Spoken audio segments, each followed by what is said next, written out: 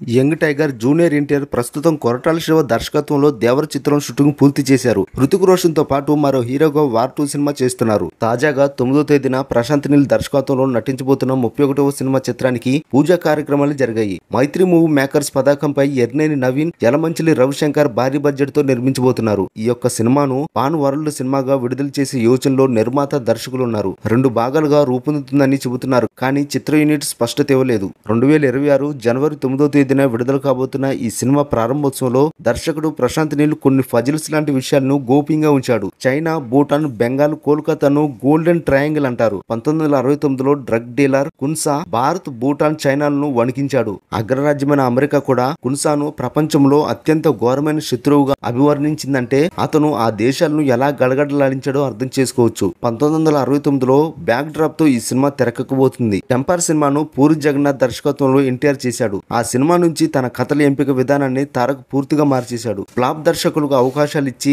తాను సూపర్ హిట్లు కొట్టాడు. వరుసగా డబుల్ హ్యాట్రిక్ సినిమాలు కూడా తీశాడు. ప్రస్తుతం చేస్తున్న దేవర సినిమా కూడా 2 భాగాలుగా రాబోతుంది. మొదటి భాగం సెప్టెంబర్ 27వ తేదీన విడుదల కాబోతుంది. ఆ తర్వాత వార్ 2 విడుదలవుతుంది. 2026లో ప్రశాంత్ నీల్ చిత్రం విడుదలవుతుంది. ఈ సినిమాకు అసుర అనే పేరును పరిశీలిస్తున్నారు. అసుర లేదంటే అసురుడు అని పెట్టాలనుకుంటున్నారు. పాన్ ఇండియా సినిమాగా రాబోతుంది కాబట్టి అసుర అనే పేరు ఖరారవుతుందని అంటున్నారు.